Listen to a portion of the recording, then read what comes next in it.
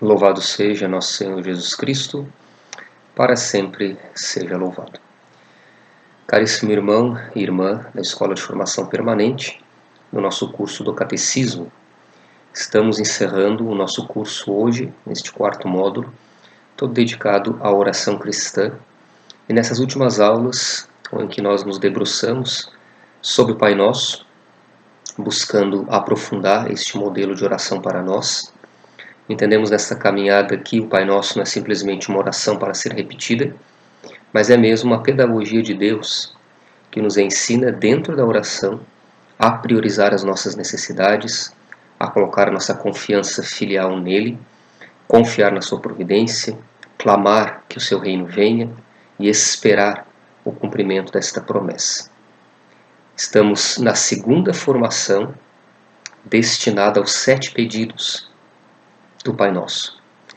Na aula anterior vimos os 3 primeiros pedidos e veremos agora os 4 últimos, fechando assim a nossa formação, do Pai Nosso e, consequentemente, fechando este módulo, fecharemos também o nosso curso do Catecismo. Para mim foi uma grande alegria estar aqui com vocês e nós vamos, com a graça de Deus, nos encontrar outras vezes em outros cursos, aulas que Deus, assim, na sua providência, destinar para nós. Podemos já, no início desta aula, então, pegar a primeira citação do Catecismo para contextualizar para nós, sobre justamente estes 4 últimos pedidos que faltam ser trabalhados nesta aula.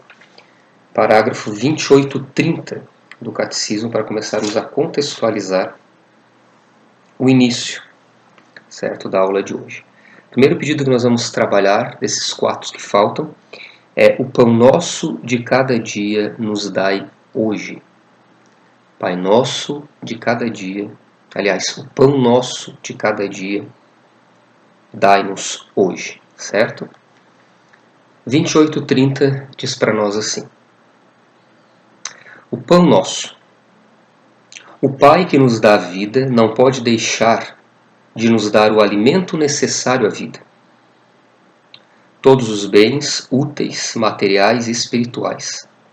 No Sermão da Montanha, Jesus insiste nessa confiança filial que coopera com a providência de nosso Pai. Não nos exorta a nenhuma passividade, mas quer libertar-nos de toda inquietação e de toda preocupação. É esse o abandono filial dos filhos de Deus. Então, esse Deus que nos dá vida e que nos dá salvação é um Deus que quer dar a nós também o necessário para a nossa subsistência. Então, uma vez que nós dirigimos ao Pai este pedido, do pão nosso, nós estamos primeiro exercitando dentro do nosso coração esta confiança filial que o Catecismo nos fala. Uma confiança filial nesta providência, e a providência que não vem de qualquer lugar, mas vem de um Pai comum, um Pai que é nosso. E esta providência, ela não passa simplesmente pelos bens materiais. O Catecismo está dizendo aqui que este pão nosso representa a subsistência material, mas também espiritual, ou seja, o todo necessário, que não nos faz ficar num estado de passividade, esperando simplesmente do céu, as manifestações da graça, mas também nos chama a agir em prol disso. Não nos remete a uma passividade, mas nos treina a confiança. É o que fala o Catecismo no final desse parágrafo. Não nos exorta a nenhuma passividade, mas quer libertar-nos da inquietação e de toda preocupação. Ou seja, pedir ao Pai que providencie o pão nosso não nos faz estar no estado de passividade, esperando simplesmente como nós entendemos a espera no mundo, Parar, estar esperando. Mas esse esperar em Deus passa também pela atividade humana, pelo labor humano, ou seja, pelo trabalho humano, dignificado por Deus, querido por Deus. E Deus santifica tudo isso com a sua graça, dando o retorno do nosso trabalho através dos bens materiais e dando, através dos bens espirituais, todo o necessário para que possamos executar bem o nosso trabalho nesta terra. Então, pedir a Deus e confiar neste pão nosso que Ele nos dá, abre para nós a confiança filial abre para nós a espera na providência, a espera ativa, não passiva, e elimina do nosso coração a preocupação e os apegos desnecessários simplesmente a nós. É um treino. Por isso foi dito desde o início que a oração do Pai Nosso é uma pedagogia que nos ensina e que é um modelo para as outras orações e para a nossa postura orante. Então o que Deus está querendo nos dizer através do Pai Nosso? A nossa oração como um todo precisa ser essa oração de um filho que confia no seu Pai. Por isso, treinar isso, né, nos remete a esta confiança filial, que sabe que nós trabalhamos todos os dias, que nós fazemos todo o necessário, mas nós confiamos na graça que nos sustenta e na providência de Deus que, invisível, vai abrindo os caminhos para nós. Então nós podemos ver no versículo, aliás, no parágrafo 28, 33, bem na sequência. 28 e 33 diz para nós assim: trata-se de um pão nosso. Trata-se de um nosso pão, melhor dizendo. Um para muitos. A pobreza das bem-aventuranças é a virtude da partilha que convoca a comunicar e partilhar os bens materiais e espirituais, não por uma coação, mas por amor, para que a abundância de uns venha socorrer a necessidade dos outros. Excelente. Por isso não é um estado de passividade. Por isso não é um estado de passividade. Esta confiança filial nos leva justamente à abertura. Assim como Deus é generoso, dando dos bens materiais e dando dos bens espirituais para nos socorrer, uma vez que nós falamos o pão nosso, assim como o Pai nosso, traz para nós essa ideia da partilha, de que não pode estar sobrando na minha casa o que falta na casa dos outros. E que aquilo que a providência me ensina a ter gratidão, porque é Deus que dá a graça, é Deus que dá a fecundidade no nosso trabalho, é Deus que dá a disposição interior e espiritual, tudo isso para que possamos também doar, para que possamos também multiplicar, para que possamos também dividir. Então este pedido de um pão nosso e não do pão para mim, nos exercita também nesta pobreza das bem-aventuranças, como fala o catecismo, de saber que o pobre de espírito é aquele que confia, ou seja, aquele que tem esta noção da sua filiação, melhor dizendo, da sua filiação divina, do seu ser filho de Deus. E que, portanto, é filho de Deus e confia na providência, não tem medo de partilhar, não tem medo de dar do pão material e dar do pão espiritual àqueles que mais necessitam, assim como recebe do Pai, que é nosso, que providencia um pão, que é nosso. Então o pedido do pão nosso, né, que nós estamos fazendo, é muito mais profundo do que simplesmente um pedido vazio de um alimento simplesmente material. Mas ela exercita a confiança filial, ela exercita a necessidade da confiança na providência, que é derivada da noção de pertença filial a Deus, porque um pai não abandona o seu filho. Ela exercita a abertura ao próximo, porque o pão, assim como o Pai, é nosso e não é apenas meu, não é apenas teu. Então tudo isso, gente, é uma pedagogia, como eu estava dizendo até aqui. É uma pedagogia que treina no nosso coração. Não é simplesmente uma oração para ser repetida. Mais uma vez eu digo, muitas vezes nós repetimos o Pai Nosso de forma mecânica. O Pai Nosso não é uma oração simplesmente para ser repetida. Ela pode ser repetida, ela é uma oração sim da tradição. Nós podemos e devemos ensinar os nossos filhos a rezar o Pai Nosso. Mas, além disso, ela é um itinerário pedagógico que mostra para nós as prioridades, que mostra para nós como deve ser a constante da vida de oração nossa. Por isso nós vimos nos primeiros pedidos: Pai nosso que estais no céu, santificado seja o vosso nome, venha a nós o vosso reino. Seja feita a tua vontade, assim na terra como no céu. Por isso a primeira parte dos 7 pedidos, né, e da introdução do Pai Nosso é toda direcionada ao Pai, no louvor, no culto ao Pai, na adoração e na entrega a Ele, e no desejo da vida do reino. E depois sim, nos 4 últimos, voltados a esta comunhão com os irmãos. Porque o pão é nosso, porque somos uma só família, porque pertencemos a um só corpo, que é a igreja, que é o corpo místico de Cristo. Além disso, esse pão que é nosso nos remete a um outro pão, que é a Eucaristia, que é o próprio Cristo. É o melhor pão que podemos receber e é o melhor pão que devemos partilhar. O pedido do pão nosso, dentro da oração do Pai Nosso, nos remete também a essa necessidade da Eucaristia, a esta necessidade da comunhão profunda com Deus, em Cristo, único mediador, único Salvador, aquele que se fez alimento e que está na Eucaristia materialmente e espiritualmente à nossa disposição.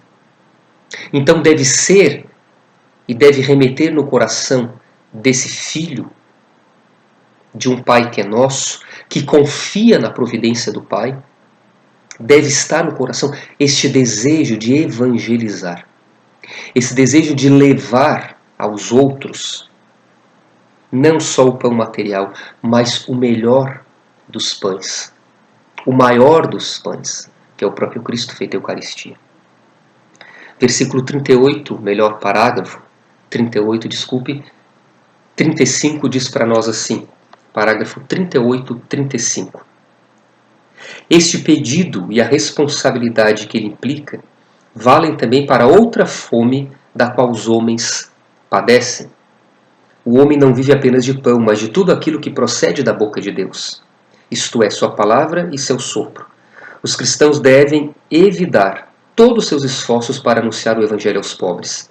Há uma fome na terra, não fome de pão, nem sede de água, mas de ouvir a palavra de Deus, conforme Amós 8:11.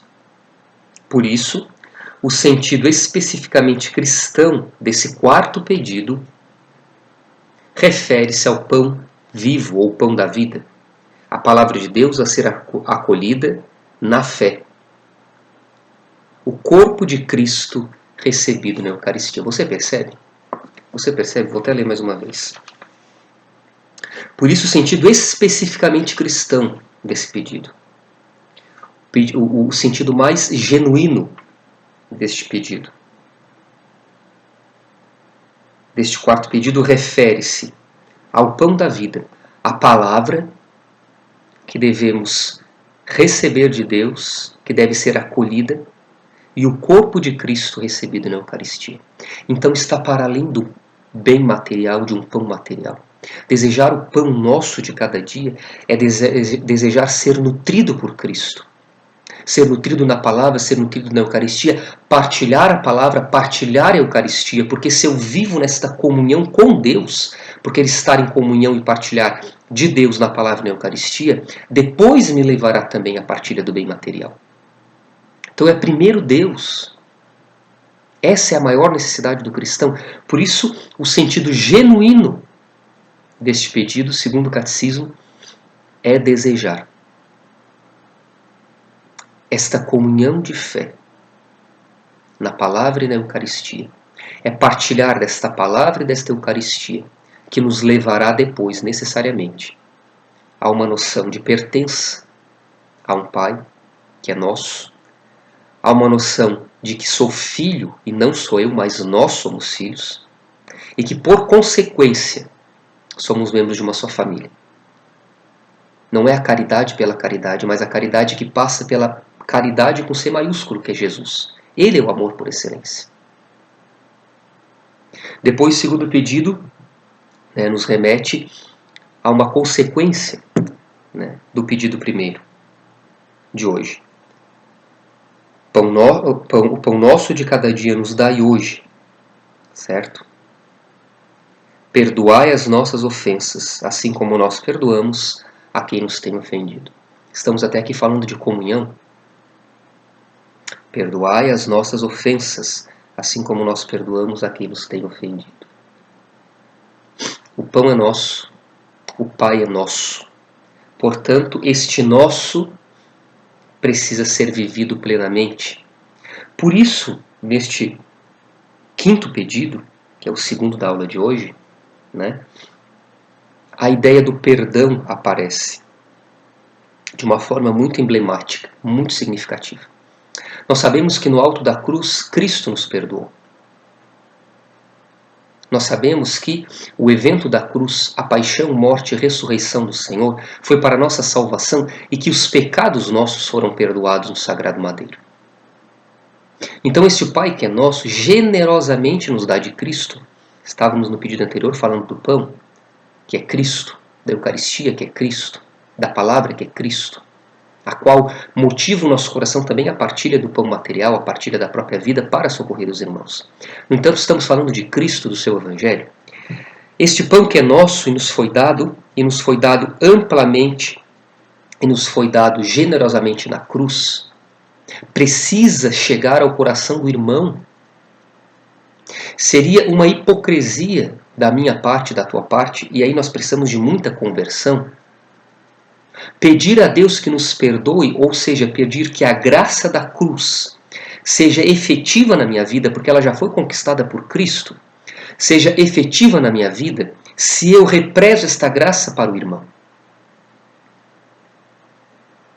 É como a parábola aquela que quem está trabalhando, né, também no Evangelho de Mateus comigo, já teve a oportunidade de estudar, do patrão que é generoso e que perdoa o seu empregado, a sua dívida, mas aquele empregado, saindo dali, toma outro que devia para ele e lhe joga na prisão, e não é misericordioso como o patrão foi misericordioso com ele. Então pedir, né, que o Senhor nos perdoe neste quinto pedido. Assim como nós perdoamos, nós estamos condicionando o perdão que Deus quer nos dar ao perdão que nós damos. Perdoai-nos as nossas ofensas, assim como nós perdoamos aos que nos têm ofendido. Assim como, ou seja, eu estou condicionando toda a salvação da cruz que está pronta para mim, à medida com que eu também perdoo o próximo. E não poderia ser diferente. E por que não poderia ser diferente? Porque o Pai é nosso. Porque somos uma só igreja, corpo de Cristo, uma só família. Porque o pão é nosso. Porque o Cristo foi dado para nós, para viver esta eclesialidade, esta igreja como um só corpo que não pode brigar entre si. E que quando briga, quando tem contendas, divisões e diferenças, precisa caminhar para o perdão. Caso contrário, represamos a graça, não temos acesso à graça. E a salvação de Cristo vai sendo inviabilizada na nossa vida. Porque não queremos cultivar amor, porque não queremos difundir amor. Ora, no pedido anterior nós estávamos falando que o pão nosso nos remete à Eucaristia, a palavra, que nós devemos partilhar da Eucaristia, da palavra. Como é que nós vamos partilhar da Eucaristia, da palavra? Se não partilhamos a vida, a quem nós vamos entregar? Vamos entregar só aqueles que nós amamos? Se Deus nos convoca a amar os inimigos? E o Catecismo vai tratar disso. Vamos pegar o parágrafo 28, 38. Diz para nós assim: este pedido, né, perdoai as nossas ofensas assim como nós perdoamos a quem nos tem ofendido, é surpreendente. Se comportasse apenas o primeiro membro da frase, perdoai-nos as nossas ofensas, poderia ser incluído implicitamente nos 3 primeiros pedidos da oração do Senhor. Pois o sacrifício de Cristo é para a remissão dos pecados. Mas, de acordo com o segundo membro da frase, a segunda parte, nosso pedido não será atendido, a não ser que tenhamos antes correspondido a uma exigência. Nosso pedido é voltado para o futuro. Nossa resposta deve tê-lo precedido. Uma palavra os liga. O como. O que o Catecismo está dizendo? Aquilo que eu acabei de explicar para vocês. Se este quinto pedido apenas constasse, perdoai as nossas ofensas, ela poderia estar incluído nos 3 primeiros pedidos.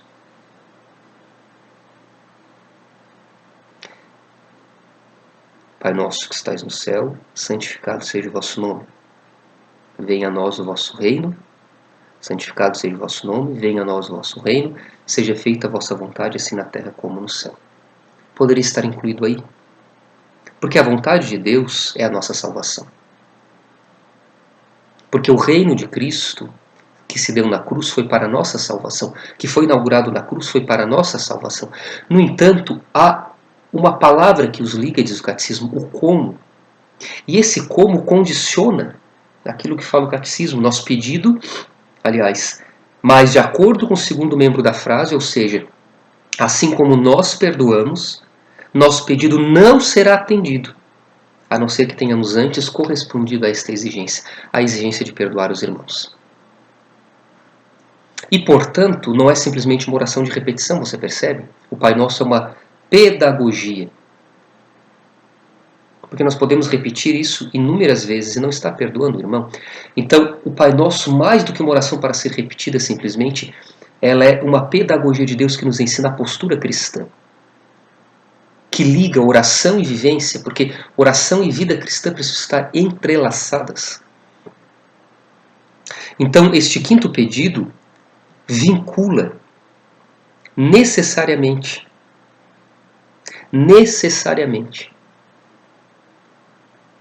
o receber de Deus a salvação e o perdão dos pecados à medida que nós estamos abertos a perdoar o próximo, a doar a vida ao próximo. E aí a Eucaristia ganha sentido, e aí o Evangelho ganha sentido. E ainda mais a exigência, vai dizer o catecismo, do amar os inimigos. Por isso é exigente este perdão ao próximo, porque aquele que nos ofende acaba sendo, entre aspas, o nosso inimigo. Não queremos parte com ele, mas precisamos ser generosos na disposição ao perdão. Diz para nós assim, 28:40. Ora, e isso é tremendo, diz o catecismo. Este mar de misericórdia não pode penetrar em nosso coração enquanto não tivermos perdoado aos que nos ofendem. O amor, como o corpo de Cristo, é indivisível. Não podemos amar a Deus que não vemos, se não amamos o irmão e irmã que vemos. Recusando-nos ao perdão, recusando-nos a perdoar melhor nossos irmãos e irmãs, nosso coração se fecha. Sua dureza o torna impermeável ao amor misericordioso do Pai. Confessando o nosso pecado, nosso coração se abre à graça. Você percebe? O amor que é o corpo de Cristo é indivisível. Ou seja, se não podemos dividir o corpo de Cristo, precisamos nos reconciliar. Precisamos exercitar o perdão.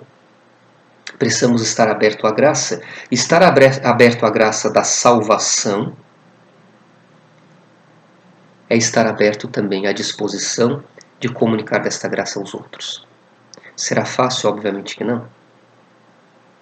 Será simples? Obviamente que não. No entanto, não foi fácil e não foi simples dar a vida por nós na cruz. Cristo também sofreu esses conflitos internos na sua humanidade. Pai, se possível, afasta de mim esse cálice, mas seja feita a tua vontade. Por isso, os 3 primeiros pedidos nos remetem a isso, a condicionar todo o nosso ser ao Pai. Pai nosso que estais no céu, santificado seja o vosso nome. Venha a nós o vosso reino, seja feita a tua vontade, assim na terra como no céu, como já é feita no céu. Ou seja, não é simplesmente um esforço humano. É condicionar. Por isso toda a primeira parte do Pai Nosso ensina para nós que a nossa postura, a nossa vida orante deve, por primeiro, submeter tudo ao Pai. Por primeiro, submeter tudo a Deus, desejar a vinda do seu reino, adorá-lo, que é santificar o seu nome, e desejar que seja feita a sua vontade. Porque se a nossa vida estiver condicionada a Ele, nós seremos capazes, assim como Cristo, de doar a nossa vida.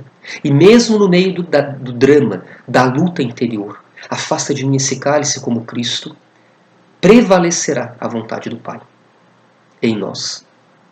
Viveremos as lutas, os conflitos, mas prevalecerá a vontade de Deus e por fim nós conseguiremos, assim como Cristo, entregar a vida. Fazer tudo é Eucaristia, entrega, partilha. O 6º pedido: não nos deixeis cair em tentação. não nos deixeis cair em tentação. E o último, livrai-nos do mal. Primeiro, não nos deixeis cair em tentação. Por quê? Porque é a tentação que nos impede. Deus não nos tenta, mas o demônio constantemente tenta fazer perder as almas e tenta fazer perder a minha e a tua alma. Então a tentação estará à espreita, dizendo para você que você não é capaz de perdoar, que você não é capaz de ver esta exigência, que você não é capaz de ver esta pedagogia que Deus está te ensinando as prioridades, de por primeiro amar a Deus, de por primeiro adorá-lo, de desejar a vinda do seu reino, de desejar que a sua vontade se faça. Talvez a tentação já esteja dizendo para você que é impossível, que você não dá conta, que perdoar para receber a graça é demais, é uma exigência grande demais. Eu não posso perdoar aquela pessoa que me feriu tanto.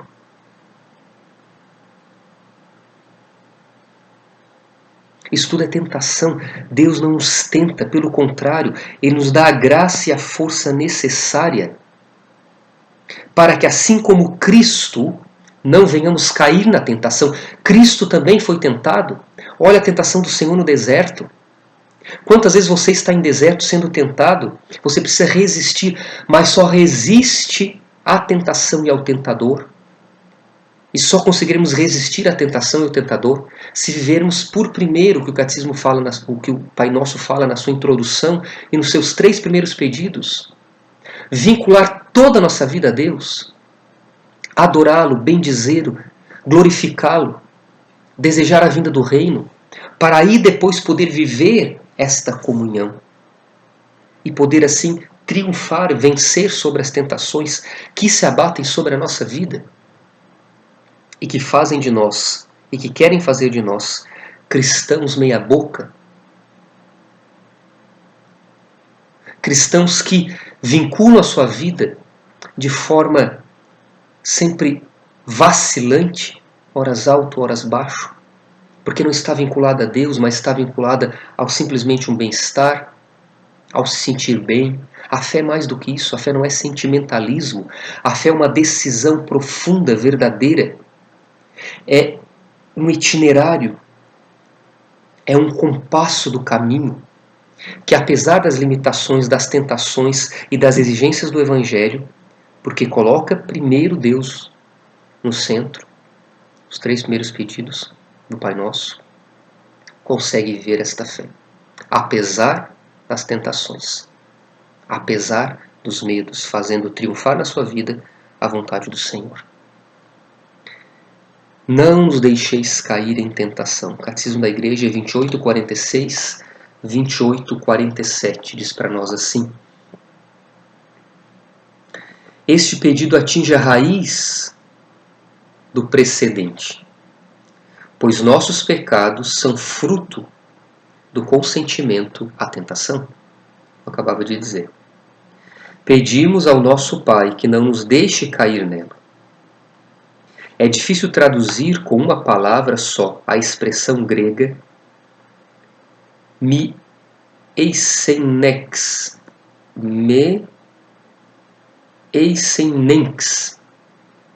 que significa não permitais entrar em. Não nos deixeis sucumbir à tentação. Deus não pode ser tentado pelo mal, e a ninguém tenta. Ele quer, ao contrário, dela nos livrar. Nós lhe pedimos que não nos deixe enveredar pelo caminho que conduz ao pecado. Estamos empenhados no combate entre a carne e o espírito. Este pedido implora o espírito de discernimento e de fortaleza. O Espírito Santo nos faz discernir entre a provação necessária ao crescimento do homem interior, em vista de uma virtude comprovada, e a tentação, que leva ao pecado e à morte. Devemos também discernir entre ser tentado e consentir na tentação. Por fim, o discernimento desmascara a mentira da tentação. Aparentemente, seu objetivo é bom, sedutor para a vista e agradável, mas ao passo que, na realidade, seu fruto é a morte. Você percebe aqui que o Catecismo faz uma vinculação com o pecado de Adão e Eva? o pecado original. A tentação é aquilo que aparece, se mostra como bom, belo, saboroso, bom aos olhos, ao paladar, mas que ao fim produz morte. E o catecismo também está dizendo que este pedido, que é o sexto, né, não nos deixeis cair em tentação, ele está no centro da questão do pedido anterior. Perdoai as nossas ofensas, assim como nós perdoamos. Ou seja, de não cair no pecado, de lutar contra o pecado. Nós só teremos força de lutar contra o pecado se soubermos discernir a tentação. Por isso o catecismo fala que esse pedido é também um pedido de discernimento.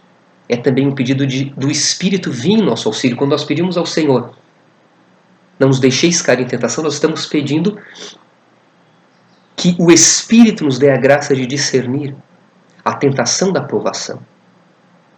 O que é uma provação, o que é uma poda, que nos ajuda a crescer, que nos ajuda a santificar, e o que é a tentação que nos leva para a morte. E além disso, discernir da tentação e do nosso consentimento, porque muitas vezes a tentação mal se mostra e nós já consentimos. Não há luta, não há embate, não há combate espiritual, porque já estamos prostrados diante dela.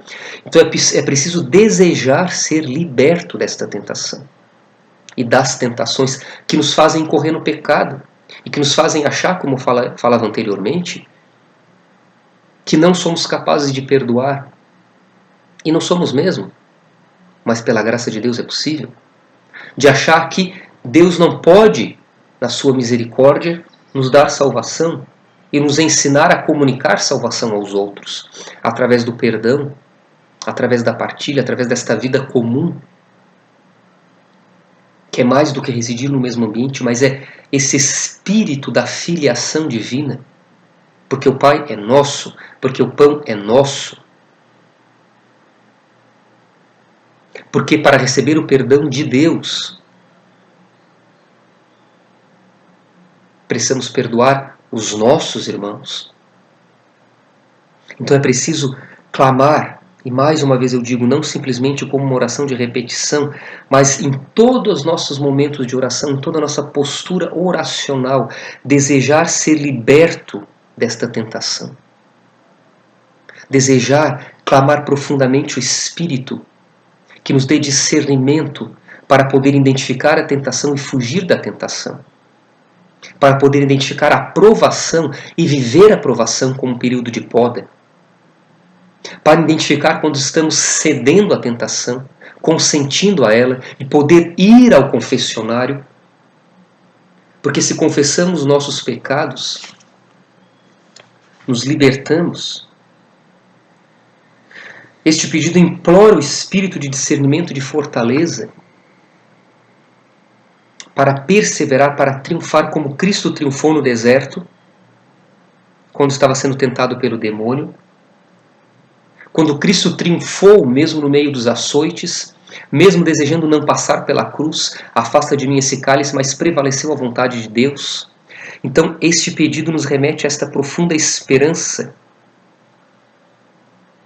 que só tem, só experimenta. Quem por primeiro adora o Senhor, quem por primeiro se condiciona à sua vontade, quem tem noção de pertencimento filial a Deus e, portanto, entende que estamos entre irmãos e que o pão é nosso e que é preciso perdoar. Não podemos viver mais de forma aleatória, recebendo as demandas que chegam da nossa vida, sem discerni-las, sem rezá-las, sem identificar na nossa vida o que é tentação e provação, para afastar a tentação o máximo possível de nós, nos apartando de realidades que nos levarão à morte. Está aqui o indício do discernimento. A tentação se apresenta boa, mas conduz à morte. A aprovação muitas vezes vai se apresentar como algo ruim. Nós não vamos querer provar. Por isso fala provação. Nós não vamos querer, mas nós vamos precisar passar por elas. Porque será para a nossa santificação, para o nosso crescimento. Ao passo que a tentação é apresentada como algo muito apetitoso. Então, peça a Deus discernimento. E o último pedido da aula de hoje, fechando o Pai Nosso, é livrai-nos do mal. Livrar do mal e desejar ser liberto do mal é desejar ser liberto do maligno, Satanás, inimigo das almas, inimigo de Deus. Precisamos aqui colocar nomes às questões. Não estamos falando de um mal abstrato. Não estamos falando de um mal não personificado, não personalizado. Não, é uma pessoa. Um anjo caído. Que tem tentado os homens e que é o autor de todo o mal. E da onde derivam os outros males menores, mas que produz o maior dos males, que é a perdição da alma.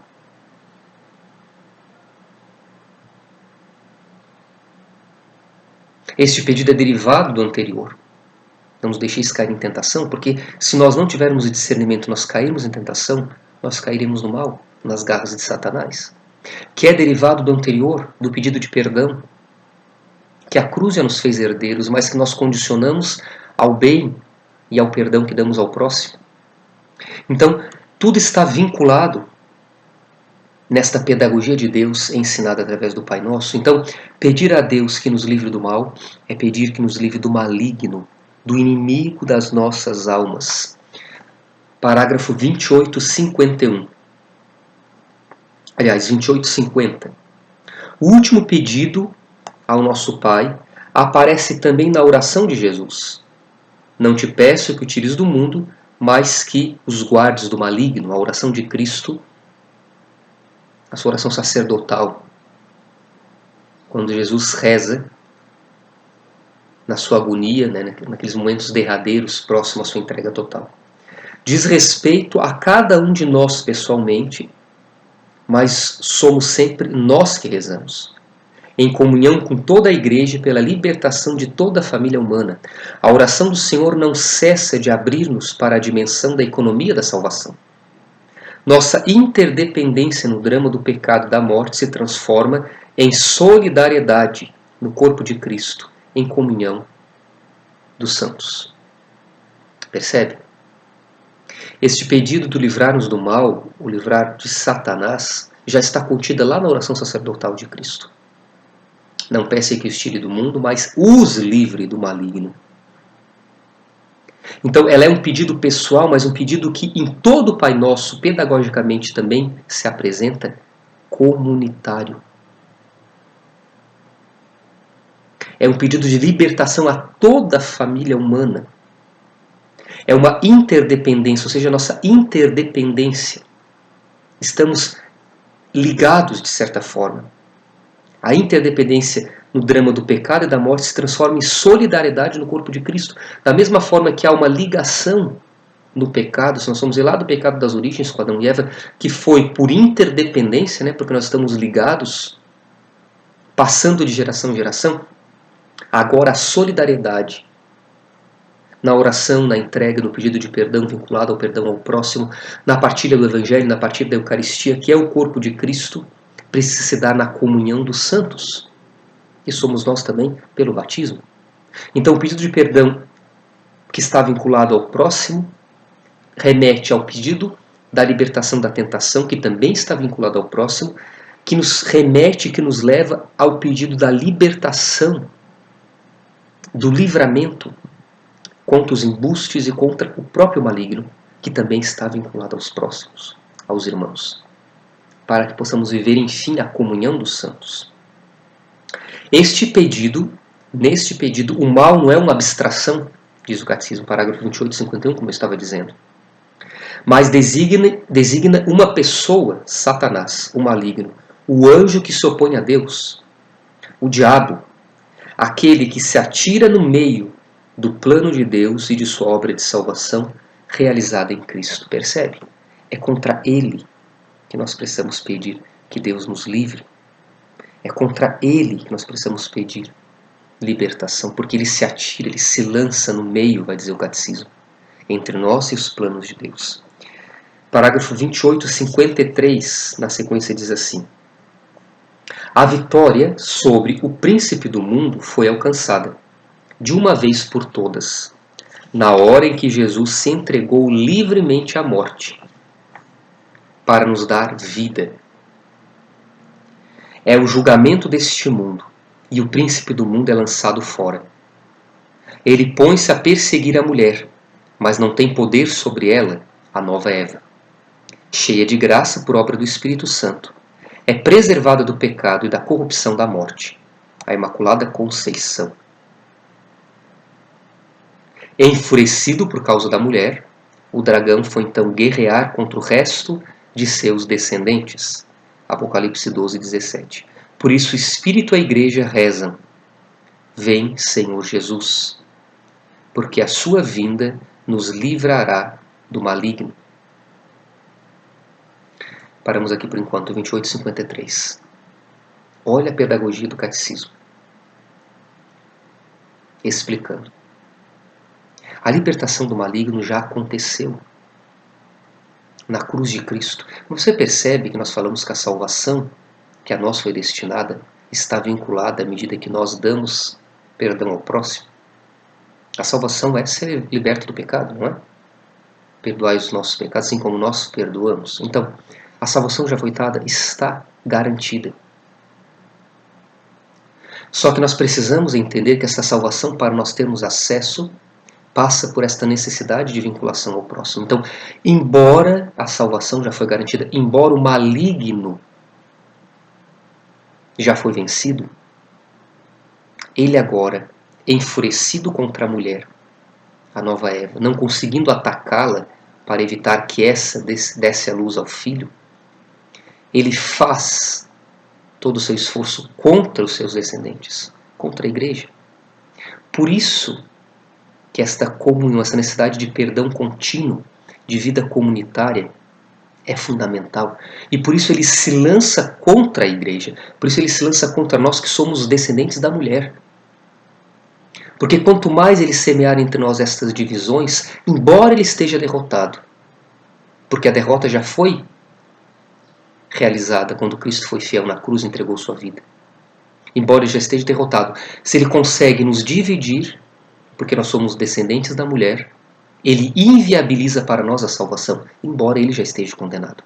Por isso a importância desta comunhão. Então, quando nós clamamos que nos livre do mal, que o maligno seja vencido, nós estamos desejando isso. Que possamos efetivar em nós concretamente a salvação que já nos foi garantida na cruz. E que passa por esta comunhão, porque somos corpo de Cristo, porque somos a Assembleia dos Santos, dos batizados, dos eleitos, dos santificados no seu nome. Para encerrar, 28:54. Ao pedir que nos livre do maligno, pedimos igualmente que sejamos libertos de todos os males, presentes, passados e futuros, dos quais ele é autor e instigador. Neste último pedido, a Igreja traz toda a miséria do mundo diante do Pai. Com a libertação dos males que oprimem a humanidade, ela implora o dom precioso da paz e a graça de esperar, perseverante, o retorno de Cristo. Rezando dessa forma, ela antecipa na humanidade da fé, na humildade da fé, a recapitulação de todos e de tudo aquilo que detém as chaves da morte e do Hades, o Todo-Poderoso, aquele que é, aquele que era e aquele que vem. Então este pedido de perdão que nos pede libertação de Satanás e que nos traz pedagogicamente esta verdade, a de que a salvação que já está garantida na cruz e que a derrota de Satanás que já está garantida na cruz precisa passar também, agora, neste tempo da igreja, por cada um de nós. Pela nossa comunhão, pela nossa fidelidade, pela nossa entrega um para com os outros, assim como Cristo se entregou para nós. Entenda que este Pai Nosso, fechando o 4º módulo do Catecismo dedicado à oração cristã e fechando o nosso curso do Catecismo como um todo, não é simplesmente uma oração para ser repetida. Ela é um itinerário pedagógico deixado por Deus como modelo para a nossa vida de oração. Assim encerramos o nosso curso do Catecismo, assim encerramos, depois de 2 anos, todo o nosso estudo voltados para a doutrina da Igreja Católica. Seja um propagador desta graça. Não guarde para você aquilo que você recebeu e qual agora a qual agora você é porta-voz, você é portador. Faz memória mais uma vez do que foi dito. Pão nosso de cada dia nos dai hoje. Este pão nosso que nos vincula necessariamente à Eucaristia e à palavra. Agora, através da palavra, através da doutrina que você recebeu de forma tão clara nesse curso de 2 anos, você é chamado a ser apóstolo, você é chamado a ser discípulo, você é chamado a anunciar aquilo que da parte de Deus você recebeu, porque você sabe agora que o embate, que a luta é contra os descendentes da mulher, é contra nós, porque o inimigo já foi derrotado na cruz e agora ele faz guerra contra a igreja, porque ele quer inviabilizar na tua vida e na vida de cada um dos membros da igreja, que é o corpo de Cristo, a salvação. Sejamos fortes, sejamos firmes, com passos constantes, perseverantes, confiando filialmente em Deus, que é Pai, que nos deu o seu Filho unigênito para a nossa salvação. E assim possamos, com alegria, triunfar com Cristo, esperando sua volta gloriosa, que será o maior evento da humanidade, onde tudo estará consumado, onde de uma vez para todas, na nossa vida agora, enquanto membros do corpo de Cristo, a vitória de Cristo já será realidade. Que Deus nos dê perseverança, que Deus nos dê esperança, porque somos chamados a sermos, para o mundo, porta-voz desta graça. Louvado seja nosso Senhor Jesus Cristo, para sempre seja louvado. Até a próxima, se Deus quiser. Paz e força.